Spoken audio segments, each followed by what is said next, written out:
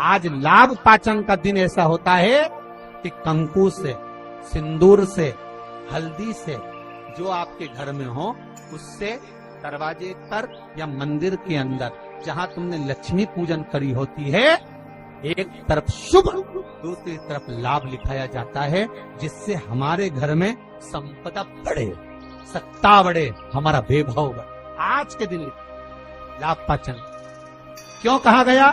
क्योंकि इसी दिन गुणवती ने अपने भाग्य को लाभान्वित किया था, इसलिए ये लाभ पाचन।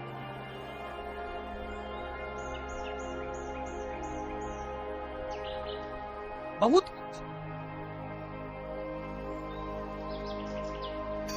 आपसे भी निवेदन है, आज लाभ पाचन का दिन निकलने मत देना।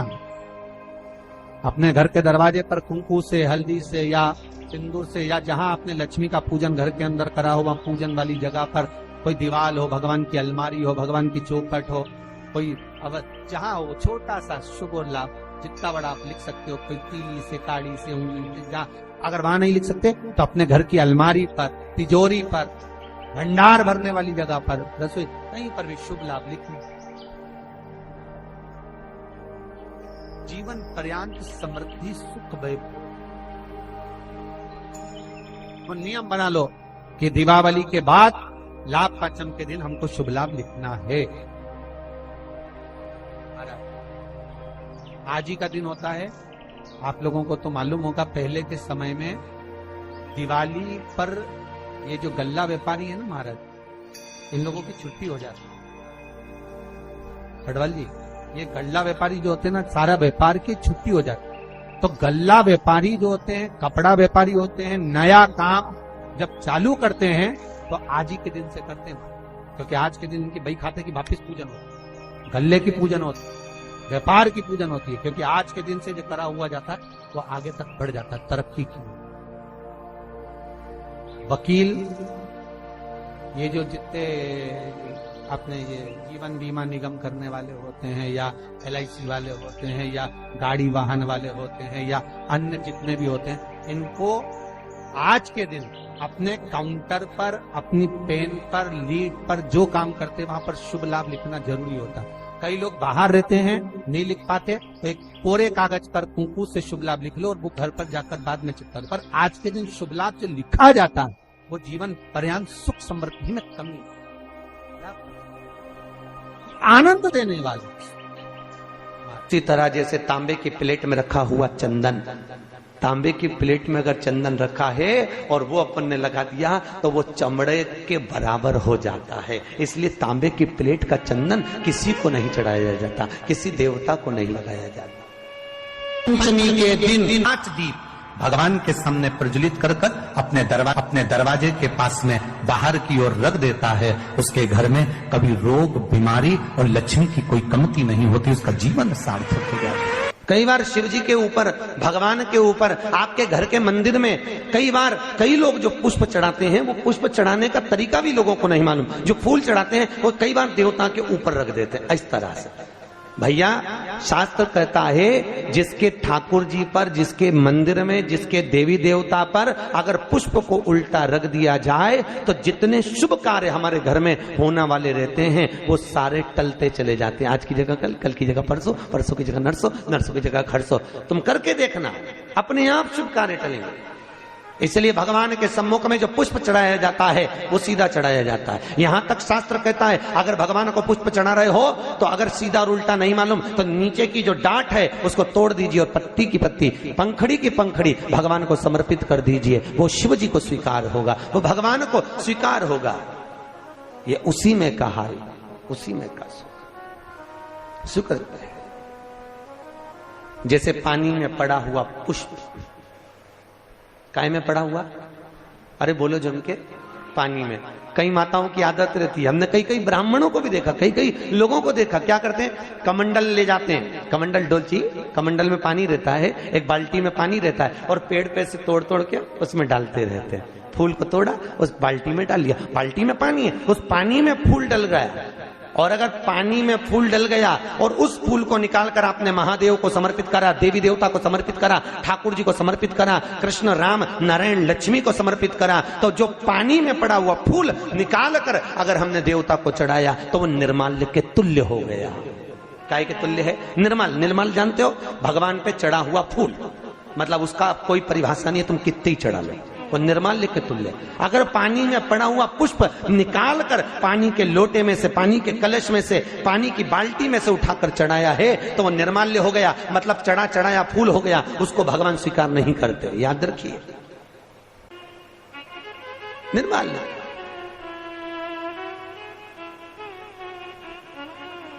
भगवान शिव कहते हैं तुम्हारे पास में कुछ नहीं है, पूर्णता का समर्पण, पूर्णता। पर आज के जमाने में लोग पूर्णता देते कहां हैं? एक बात बताओ, भगवान के मंदिर में नारियल फोड़ा, राम जी के मंदिर में, हनुमान जी के मंदिर में नारियल फोड़ा, और वो नारियल फूटने पर अच्छा निकल गया, तो भगवान ने स्वीकार करा कि नहीं करा? अरे बोलो जम के, अच्छे से बोलो। करा? अच्छा, ठीक है। आप बोल रहे हो करा, शिवा पुराण करे ही नहीं करा। अगर नारियल फोड़ने पर राम मंदिर, हनुमान मंदिर में, देवी मंदिर में नारियल को फोड़ा और फूटने के बाद अगर वो नारियल अच्छा निकल गया, उसमें से थोड़ा सा टुकड़ा तो तुमने भगवान को चढ़ाया, बाकी का सब घर ले जाके चक्कू से निकाल के खा गए। और मान लो वो नारियल फूटने पर बेकार निकल गया तो तुम उसको घर ले जाओगे? नहीं। क्या करोगे? जब हनुमान जी की परिक्रमा कर रहे होगे तो नारियल को वही पटक दो। तो भगवान शिव की कथा कर रही है कि भगवान शंकर को पूर्णता का भाव चाहिए। बेलपत्र दो, पूर्ण दीजिए, पुष्प दो, पूर्ण दीजिए, जो कुछ अक्षत भी दे रहे हो तो पूर्णता में दीजिए। भगवान को अधूरा समर्पण नहीं चाहिए। शंकर जी की तो केवल एक अपूर्णता है, वो परिक्रमा है। देखिए, शिव जी की परिक्रमा कितनी होती है? आधी, पूरी नहीं होती। वो भी क्यों होती है आधी? ये शंकर जी ने गड़बड़ी कर दी थी ना। बड़ा जो बेटा था वो मां को प्रिय था और छोटा बेटा, अरे बोलो तो, बाप को प्रिय था। अब शंकर भगवान बड़े आनंद में, अभी उन्होंने क्या करा, शंकर जी को गणेश जी से बड़ा लगाव हो गया था, बड़ा लगाव एक बार बहुत। और भगवान भोलेनाथ जी ने कहा जाओ, जो पृथ्वी की पहले परिक्रमा कर कर आएगा उसका प्रथम गिनती में गिना जाएगा। कार्तिकेय तो गए मोर पर, गणेश जी बैठे चूहे पर, और माता पिता की परिक्रमा लगा ली। अब माता पिता की परिक्रमा लगाई तो शंकर भगवान को हंसी आ गई, और शंकर जी ने रोक कर कहा बेटा क्या कर रहे हो? भोलेनाथ जी से कहा पिताजी मैंने आपकी परिक्रमा लगा ली, तमेव माता च पिता तमेव बंधुश्च सखा तमेव, मैंने आपकी परिक्रमा लगा ली, मतलब मेरी पृथ्वी की परिक्रमा हो गई। तो भगवान भोलेनाथ ने कहा गणेश मैं तुझे प्रथम गिनती में गिनता हूं तो पहले पूजा जाएगा। जैसे ही भगवान शंकर ने बोला, माता पार्वती सिंहासन पर से खड़ी हो गई। पार्वती सिंहासन पे से जैसी खड़ी हुई, थोड़ी देर में कार्तिक के बाबा आ गए, और कार्तिक ने आकर कहा वाह माँ, वाह माँ, गजब करा तूने, छोटे भाई को प्रथम गिनती में गिनवा दिया और मैं बड़ा बैठा ही दिया। मैं तो परिक्रमा करने गया था मां, परिक्रमा गणेश ने करी वो तुम्हारी करी, पर पिता के वचन को अगर निभाया तो मैंने निभाया है कि जो पृथ्वी की पहले परिक्रमा कर कर आएगा वो प्रथम गिनती में गिना जाएगा। मैंने पृथ्वी की परिक्रमा करी है, माना आप माता हो, माना आप पिता हो, पर गिनती तो वही कराई जाए। मां आज मेरा अपमान हुआ है। कार्तिकेय जी ने कहा, जगदम्बा खड़ी होकर बोली भोलेनाथ मैं आपसे वचन लेती हूं, आप भोले हो, आप दयालु हो, आप करुणा सागर हो, जो आपकी परिक्रमा लगाएगा आप उसको हर कुछ दे दोगे, इसलिए आज आपसे वचन लेती हूं कि आपकी परिक्रमा जिंदगी में कभी पूरी ना लगे, जो लगाए उसे हत्या का दोष लग जाए। शिव जी ने कहा तथास्तु, तथास्तु। उस दिन का नियम है, शिव जी की परिक्रमा आधी चालू होकर आधी में पूर्ण हो जाती है, पर बाबा भोलेनाथ जी की परिक्रमा पूर्ण नहीं होती, क्योंकि बहुत सरल देव है साहब बाबा भोलेनाथ, बहुत सरल, बहुत सरल। कितना सरल देव। आपके यहाँ कोई ऐसा देवता बताओ, राम जी के ऊपर दिन में 2 बजे जाके पानी चढ़ा के बताओ, भगवान विष्णु पे देवी जी के मंदिर में जाके चढ़ा के बताओ। केवल एक भोलेनाथ जी आराम से बैठा है, जब तू घर में फ्री हो जाए तब लोटा लेके आ जाना, जब तू फ्री। और सावन महीने में तो कभी आप काशी, महाकाल, उज्जैनी आदि ओमकारेश्वर, मल्लिकार्जुन आदि आदि जगह जाके देखो तो इतनी भीड़ रहे, लोग कांवड़ जानते हो ना, कांवड़ लेकर जाते हैं और कांवड़ लेके जाके पानी की पानी, और कोई तो वहीं पे कांवड़ का लोटा तक भगवान पे फेंक दे। पार्वती जी बोलती हैं, भोलेनाथ क्या दशा हो रही तुम्हारी? भगवान बोले मैं भी चुप बैठा, तू भी चुप बैठी है, आपने कहीं नहीं बोलना, बस चुपचाप बैठे रहो आंख बंद करके। हम कहीं बेटी के घर का अन्न अगर पा लिए हैं तो यहाँ शास्त्र कह रहा है, भगवान शिव कह रहे हैं कि अगर माता पिता जीवित हैं और माता पिता अपने बेटी के घर अगर नहीं जा सकते तो वो अपने बेटे को कहते हैं कि तू जा, और तू जाकर अपनी बेटी के यहाँ, अपनी बहन के घर जाकर रक्षाबंधन पर राखी बंधो, जाओ तुम जाओ। बहन भाई के माथे पर, अरे बोलो तो, तिलक कर लो। आप लोग भी तिलक करते हैं। तिलक क्यों किया जाता है? तो कहते हैं ये तिलक हमारे यहाँ शुभ कार्य का प्रतीक है। पर तिलक प्रतीक है, पर जो चावल हम तिलक में लगाते हैं, ये क्यों लगाते हैं? ये चावल का क्रम कहां से चालू हुआ? सिर में चावल चिपकाना, तिलक लगाने के बाद चावल लगाना, कहां से चालू हुआ? ये चावल है क्या? आखिर ये चावल तिलक के बाद में ब्राह्मण या आप किसी को भोजन करा रहे हो, जमाई को तिलक कर रहे हो, बेटी को तिलक कर रहे हो, तो कंकु लगाने के बाद चावल क्यों लगाया जाता है? उस चावल का क्या प्रमाण? उस अक्षत का क्या प्रमाण? क्यों लगाते हैं उसको? लगाते लगाते पूरी जिंदगी हो गई, अरे तो बता दो क्यों लगाते हैं? वो चावल का क्या प्रमाण है? कि कंकु का तिलक तो लगाया, वो हमारे यहाँ शुभ कार्य का प्रतीक है, समृद्धि का प्रतीक है। पर जो अक्षत हम माथे पर किसी के लगाते हैं, कंकु लगाने के बाद में, चंदन लगाने के बाद में जो चावल लगाया जाता है, वो चावल का क्रम क्या है? तो शास्त्र कहता है, सुंदर विष्णु पुराण में भगवान वेदव्यास जी ने वर्णन करा, जिसके मस्तक पर तिलक लगाया जाता है वो शुभ कार्य का प्रतीक होता है। और अक्षत इसलिए लगाया जाता है कि इस अक्षत के माध्यम से आपकी जिंदगी में ये शुभ कार्य निरंतर चलता रहे, इसलिए अक्षत उसके माथे पर लगाया जाता है, शुभ कार्य के लिए, निरंतर चलने के लिए। इसको कहते हैं अक्षता। अक्षता का मतलब क्या है? निरंतर चलता रहे, निरंतर बढ़ते रहो। दूल्हा दुल्हन की जब जयमाला होती है, आपके यहाँ होता कि नहीं होता पता नहीं, पर महाराष्ट्र में तो एक नियम है कि दूल्हा दुल्हन की जब जयमाला होती है तो सबको पीले चावल दिए जाते हैं। इधर देते हैं क्या? है तो पीले चावल देते हैं, और पीले चावल देकर फिर उसको स्वस्ति वाचन के अनुसार उसमें छोड़ा जाता है, शुभ मंगला। अरे बोलो तो, सावधान। बहुत ध्यान से सुनना। जैसे आपको कहा था, दीपावली के दिन रात्रि को 11:30 से 12 के बीच में एक दिया लगाया जाता है, कर्जे से मुक्ति के, लक्ष्मी की वृद्धि। अब अमावस्या तो चली गई, दिवाली चली गई, पर अभी भी बाकी है गोपाष्टमी तारीख और आंवला नवमी, फिर एकादशी, द्वादशी, प्रदोष, फिर उसके बाद में हरिहर मिलन, वैकुंठ चतुर्दशी, फिर पूर्ण।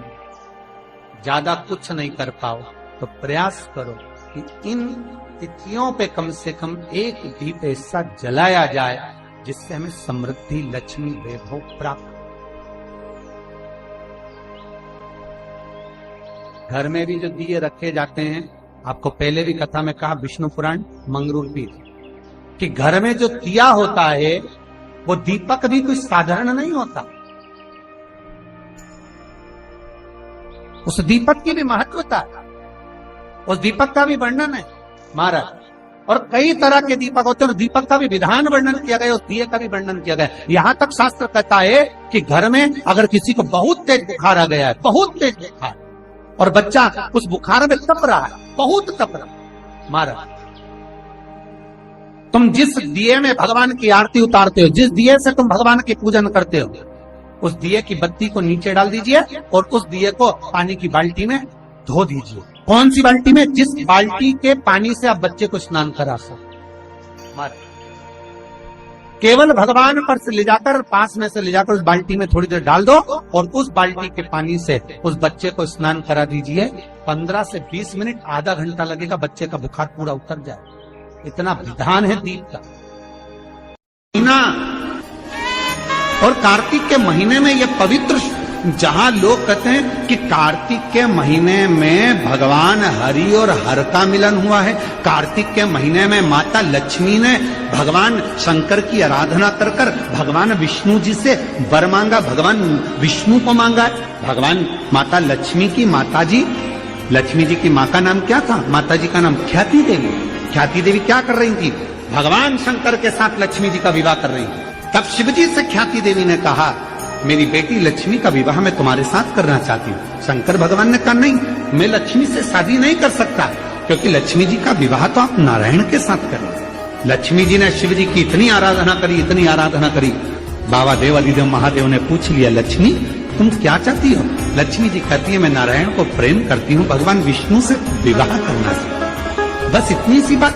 लक्ष्मी, मैं तुम्हें वर देता हूँ, कार्तिक के पूरे महीने में लक्ष्मी तुमने मेरे मंदिर में दीप जलाया है, कार्तिक के पूरे महीने में लक्ष्मी तुमने मेरी आराधना करी है, मैं शिव लक्ष्मी आज तुम्हें वर देता हूं कि तुम्हें भगवान नारायण प्राप्त होंगे। और जो कार्तिक के महीने में जो शिव का स्मरण करेगा, जो लक्ष्मी का पूजन करेगा, उसके घर में नारायण लक्ष्मी दोनों प्रवेश करेंगे, उनका उद्धार करेंगे। भगवान भूत भावन भूतेश्वर, भगवान शिव, ओघड़ी दातार दयालु मेरा शंकर ने आज्ञा करी भगवान ब्रह्मदेव को कि ब्रह्मा जी, मेरे स्वरूप का जो दर्शन कर रहे हो, आधा पुरुष आधा नारी में बना हूं, और मेरे स्वरूप का दर्शन कर कर आप एक कर्म करिए कि आप इस सृष्टि का निर्माण करो। और भगवान ब्रह्मा ने सृष्टि का निर्माण करने के लिए भगवान शंकर के अर्धनागेश्वर स्वरूप का दर्शन किया। घर में, मकान में भगवान शंकर का अर्धनारीश्वर का चित्र नहीं होना चाहिए। कहां पर? जम के बोलो, घर के अंदर। घर के अंदर कुछ चित्र और कुछ वृक्ष हमारे यहां वर्णन किए गए हैं कि कौन सा चित्र घर में होना चाहिए, कौन सा वृक्ष घर में होना चाहिए। चित्र का भी प्रमाण, ये चित्र कौन सा? जैसे रसोई घर में हम प्रवेश कर रहे हैं, हमने कई जगह देखा है जहां जिनके यहाँ रसोई घर बने होते हैं, उनने अन्नपूर्णा माता का फोटो जहां पर बगार लगाती है, चूल्हे में छोकती है गैस के ऊपर, वहीं सामने अन्नपूर्णा जी का फोटो लगा कर रखा है। ईमानदारी से बोलो, अपनी सास का फोटो चूल्हा के ऊपर लगा के बता, अरे बोलो तो सही, अच्छा लगेगा? नहीं ना। अन्नपूर्णा का फोटो कहां होना चाहिए? शास्त्र कहता है अन्नपूर्णा मैया का जो चित्र है, अन्नपूर्णा मैया का जो चित्र है, अन्नपूर्णा मैया का जो फोटो है, वो जहां से अपन रसोई घर में प्रवेश करते हैं, प्रवेश करते समय अन्नपूर्णा मां का चित्र उस सम्मुख में होना चाहिए। प्रवेश करते समय हम अन्नपूर्णा का दर्शन करके अंदर प्रवेश करें, ना कि चूल्हा जल रहा है उसके ऊपर। अन्नपूर्णा मैया का प्रवेश द्वार पर क्यों? अंदर जो भी जा रहा है, अंदर जो भोजन बनाने जा रहा है, वो अन्नपूर्णा के तुल्य है, अन्नपूर्णा। पर आज के जमाने में महाराज जी रसोई घर तो हाल के पास में बना देते हैं, सामने टीवी चलती रहती है और बहुएं भोजन बनाती रहती है। दिन भर वो नाटक में कहीं की ना कहीं की रोटी मिलती है, तो वो जो भोजन बनाए वो भी भोजन में टीवी देख देख के बनाए, तो नाटक का सारा असर वह रोटी में आ जाए, तो जो खाए वो घर में 24 घंटा रोता ही नहीं है, 24 घंटा रोता नहीं। भोजन, भजन, धन और नारी, ये चार पर्दे में अच्छे लगते हैं। क्या क्या? जम के बोलो। भोजन, भजन, धन और नारी, ये 4 पर्दे में अच्छे लगते हैं। भोजन करो तो पर्दे में बैठ कर करो, भोजन बनाओ तो पर्दे में बनाओ, और धन भी रखना है तो पर्दे में रखिए, तिजोरी में रखिए। और भजन करना है तो गौमुखी माला भी अपनी गौमुखी के अंतर्गत होना चाहिए, भजन भी पर्दे में हो और नारी भी।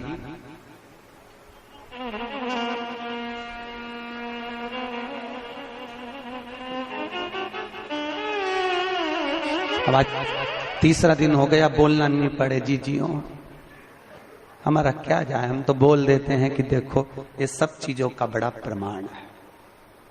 जरा सा वो भोजन, जरा सा भोजन, वो दुर्योधन ने कहा शकुनी मामा से, मामा मेरे इतने भाई मर रहे हैं और 5 पांडव नहीं मर रहे, अगर इनको मारना चाहे तो भीष्म पितामह 2 क्षण में मार दे। आखिर ये भीष्म पितामह को क्रोध क्यों नहीं आ रहा, इनको गुस्सा क्यों नहीं आ रहा? तो कहा इनको गुस्सा ना आने का कारण केवल इतना है क्योंकि भीष्म पितामह जब भोजन करने जाते हैं तो भोजन जो भीष्म पितामह करते हैं वो पर्दे में करते हैं। अगर भीष्म पितामह के भोजन पर चंडाल की दृष्टि पड़ जाए तो भीष्म पितामह को क्रोध आ जाए। तो मामा ये बताओ कि उस भीष्म पितामह के भोजन पर चंडाल की दृष्टि पड़ना है तो भीष्म पितामह तो एकांत में भोजन करते हैं, पर्दे में भोजन करते हैं, फिर मैं चंडाल कैसे भेजूं? इतने में शकुनी मामा ने कहा, भांजे तू चंडाल से कम है क्या? तेरी दृष्टि दे, तो तेरी दृष्टि दे।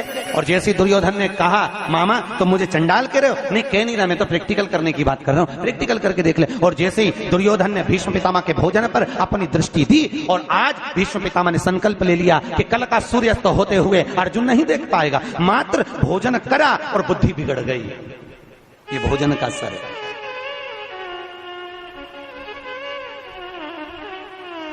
शादी में, पार्टी में पति और पत्नी जब शादी में, विवाह में जाते हैं तो या तो उन दोनों का झगड़ा जाते समय होता है या फिर आते समय होता है, जरूर होता है, पक्का है, बिल्कुल निश्चित।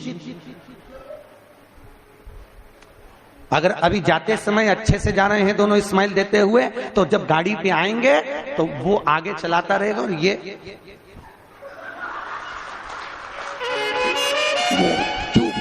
बोले आवाज तक कुछ आवाज वो बोलेगा, अरे बोल तो हुआ क्या, बस तुमसे बोल दिया ना, चुपचाप चलो।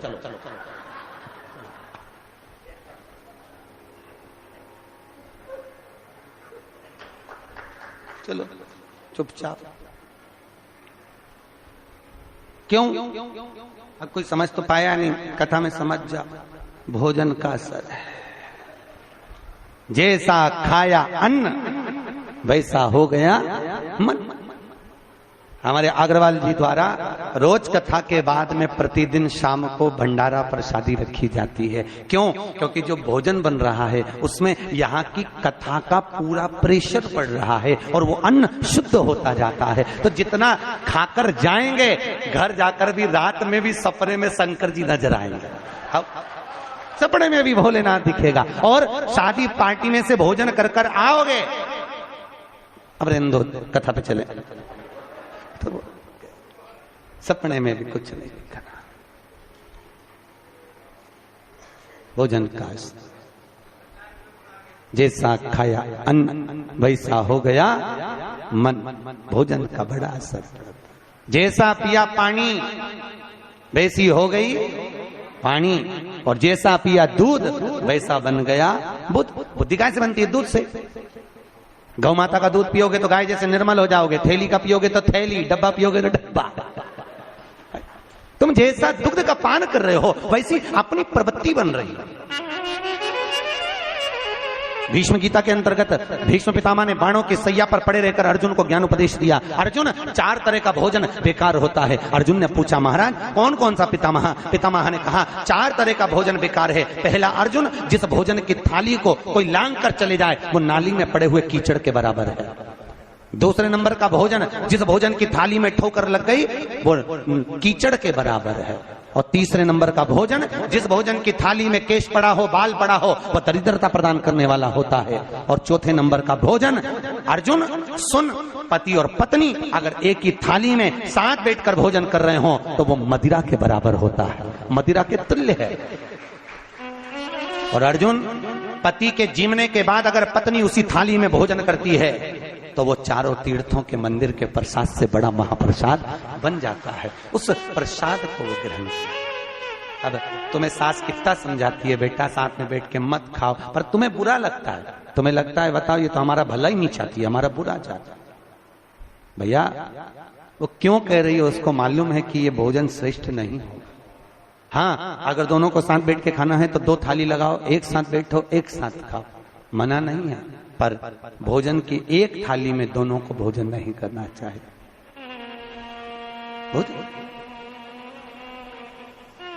भाई, हमारी प्रवृत्ति, हमारी वृत्ति,